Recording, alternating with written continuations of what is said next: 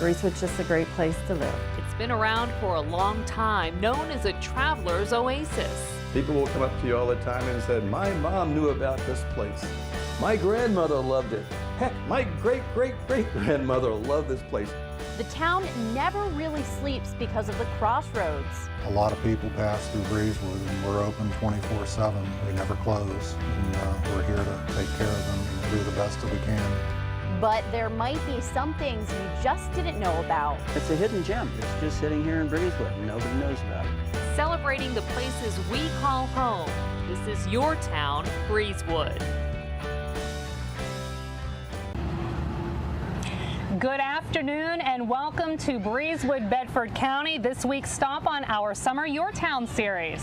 We are so excited to be here as we celebrate the people, places, and things that make the places we call home very special. We're coming to you live from the Breezewood Volunteer Fire Department. They're pulling out all the stops here. They've got their trucks out. There's a bouncy house that you can't see right off in the distance. Some classic cars that are really beautiful, especially we're fond of the Pontiac GTO. Two GTOs, one in black, one in blue. We're fighting over them both. Anyway, lots happening here. So we invite you to come out to the Breezewood Fire Department, but we're also going to be talking a lot about this community. I know when people think of Breezewood, they probably think of driving. That's what a lot of us do. You got the turnpike here, Interstate 70, even the Lincoln Highway, but there's a lot more to Breezewood than that. And it has a rich history, and that's where we start. Breezewood is an unincorporated community in East Providence Township, Bedford County. It got its reputation as a traveler's oasis as early as the 1780s, when it was a popular stop along Forbes Road. Conestoga wagons and stagecoaches moving through. Over the years, it has remained that way, providing a rest stop for travelers along Route 30, the Pennsylvania Turnpike, and Interstate 70. But before the roads came into play, it was largely a farming community. And when the turnpike came down through the valley in the 40s, it cut my grandparents' farm into 3 or 4 pieces. And the barn ended up on one side of the road and the livestock on the other side of the road, so it became impossible to continue farming. That's when the Felton family started to sell parts of the farm ground and build what's now the Quality Inn, Breeze Manor. After the roads came through, Breezewood earned its reputation as the gateway to the South. And appropriately titled the Gateway Inn was one of the first businesses to open when cars and trucks began traveling in the 40s, which was during World War II. The Snyders would offer meals, gasoline, and a place to stay for those in the service in exchange for something unique. My dad's uncle and aunt would trade the servicemen for a patch off of their uniform, or if they had an extra patch. And then they used those patches, took those patches and built displays and had them displayed in the restaurant. And we have them down in our restaurant today. Since the 40s, businesses in Breezewood have expanded with major fast food restaurants and chains, not to mention the hotels and motels, becoming known as the town of motels. Now, Breezewood is truly a result of crossroads of highways, with more than 2 million cars exiting the Pennsylvania Turnpike in Breezewood every year. Travelers often need gas, a bite to eat, or a place to go. And that's exactly what Breezewood has to offer. Many businesses have been a part of the community for more than 60 years and are run by locals, like the Wiltshire Motel and the Quality Inn Breeze Manor. It was opened in 1956, and we took over 10 years ago, back in 2006. So we've been here for 10 years, and basically the first family had it for 50 years. In order to have guests want to come back and have this as their destination, you do have to invest a lot of money back into your property every year. So we try to do that. That's why I'm still working. Felton family has owned the Quality Inn Breeze Manor for almost 64 years. It's the oldest Quality Inn in the country and ranks in the top 1 percentile of all Quality Inns across America, coming in 12th out of more than 1,200 properties. And so far, we've talked a lot about roads and highways. But without them, Breezewood really wouldn't be what it is today. The Bedford County Visitors Bureau says terms like the Traveler's Oasis, the Gateway to the South, even the Town of Motels wouldn't be able to define Breezewood without the roads that go straight through it. Breezewood marks an intersection between the Lincoln Highway, that's Route 30, the Pennsylvania Turnpike, and Interstate 70. Route 30, fondly called Lincoln Highway, started as an Indian path and improved to a wagon trail and became known as Forbes Road. For a brief time in the 1800s, it was a private toll road, but it's got its current name as the Lincoln Highway in the 1930s, as a part of the first national project to pave a highway. In 1940, the Pennsylvania Turnpike was finished as the nation's first superhighway. Its interchange in Breezewood connected with the Lincoln Highway, and this is what started the community's hotel business. But Breezewood's real boom came when Interstate 70 was built. That's when they really opened the gateway to the south, because while the turnpike ran east and west, I-70 leads to Baltimore, Washington, D.C., and points southward.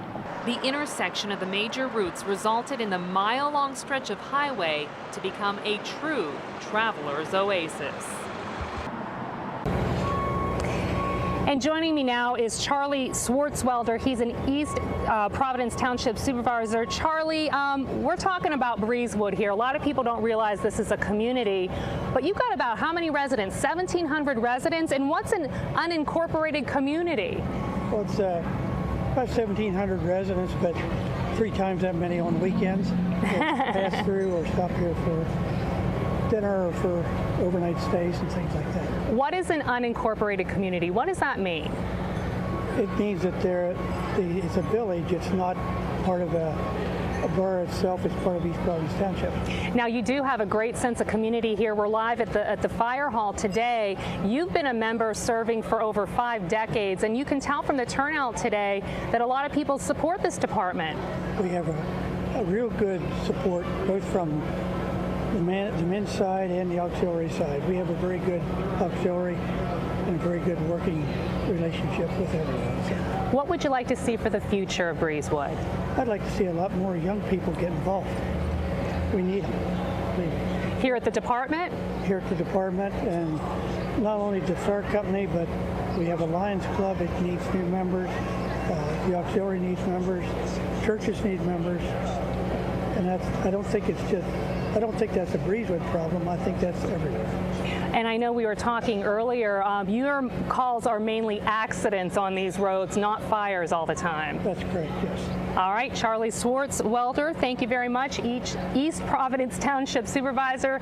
We are really having a good time here at the Breezewood Volunteer Fire Department, and we're going to have a lot more about Breezewood that you probably never even knew about.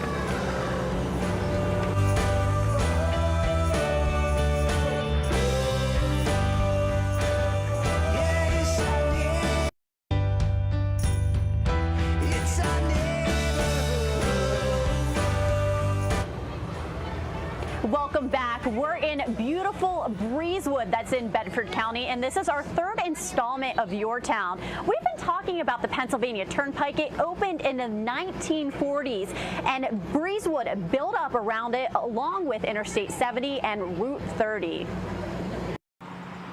But there is still a structure standing before the turnpike construction began.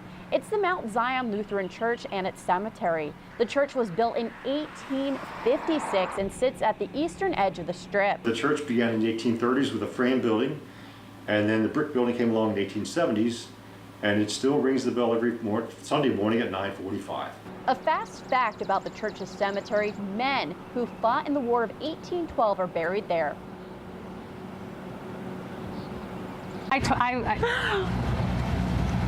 Breezewood boasts a ton of history, and one place that is recently back in operation is the 1788 Inn. It has more than 2 centuries worth of stories to tell.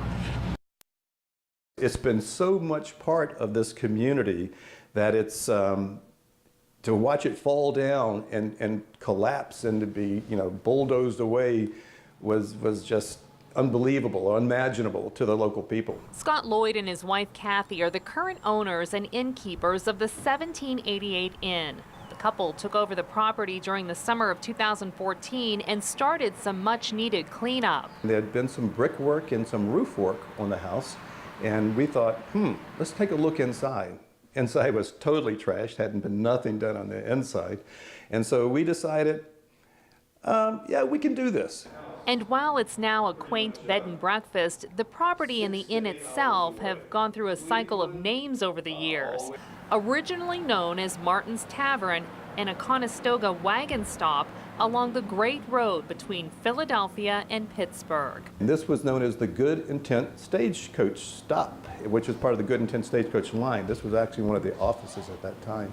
Prior to the Lloyds taking over, it was called the Maple Lawn Inn, a restaurant known for its ham and chicken dinners, and known as the truly first hotel in Breezewood. It was used as lodging for the men who built the Pennsylvania Turnpike. The inn and the properties surrounding it are rumored to have been a stop on the Underground Railroad, although there's no official record of that. We believe this definitely could be part of the Underground Railroad, but some people would, the skeptics would say, well, this is where all the bounty hunters would be going to stay and things like that during that day. But what's the best place to hide somebody? Under their nose. So why, after more than 2 centuries, did the Lloyds decide to call it the 1788 Inn? We thought the 1788 included everybody, all the different taverns that were here since that time frame. Now, more than likely, you've traveled the Pennsylvania Turnpike, but exactly how much do you know about it? Did you know that there is a second turnpike in Bedford County? We're going to tell you about it after the break.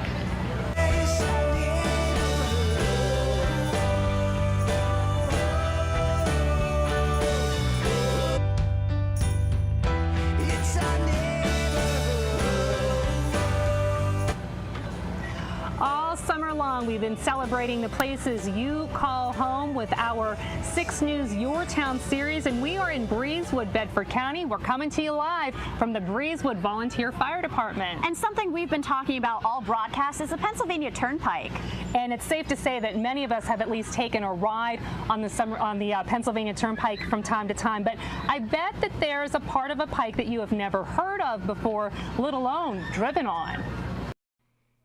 The story starts in the late 1800s when William Vanderbilt commissioned construction of the South Penn Railroad. But after 5 years and $10 million worth of construction, Vanderbilt saw that it would never make any money and simply abandoned the project in 1885. For about 50 years, the area was lifeless until it would be reborn as the Pennsylvania Turnpike. Hundreds of drivers waited for days until August 1st, 1940, to be among the first to ride what was called the Road of the Future. Construction had just finished on the turnpike and nothing could slow you down. It was a world-class highway. This was America's very first superhighway. And they opened it up. It had everything except a speed limit. People could fly down the highways.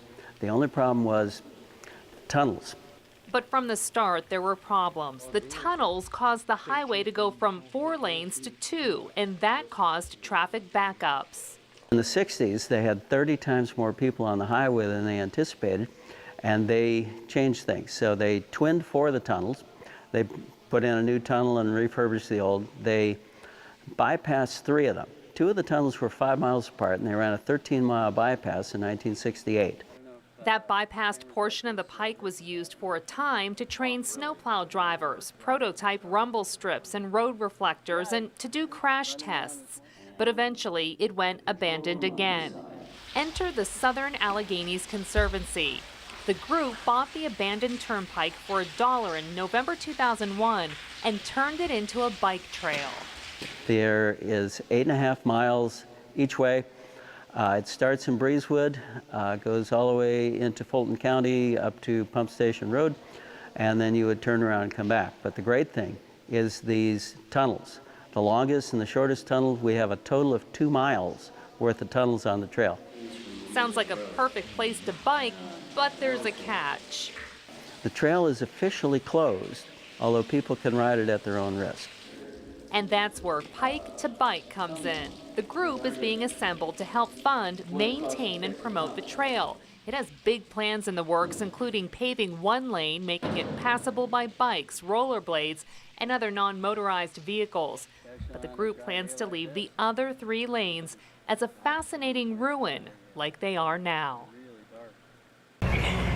Like we said in the story, the trail is officially closed to the public.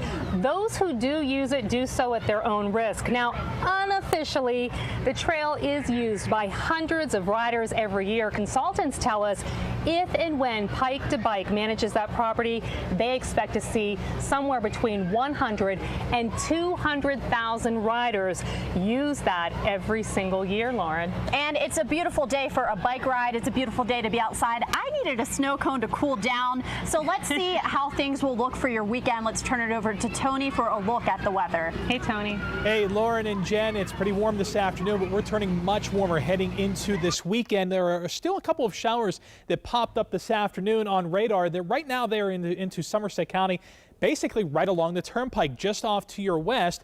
In Somerset, these are drifting off to the east-northeast and also weakening across Somerset County. So give it about another hour to hour and a half, and these will try to rain themselves out as they approach Central City and Carenbrook, and then eventually, should they survive, cruise into Bedford County again over the next 90 minutes. The rest of us, lots of sunshine, gorgeous weather.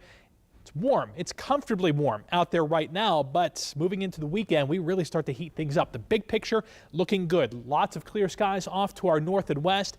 That is us coming up over the next couple of days. So lots of sunshine in the forecast. If you're doing anything outdoors, you're in great shape. Swimming pool weather, certainly. 81 tomorrow, 85 on Sunday. We'll bring in our next chance of rain early next week.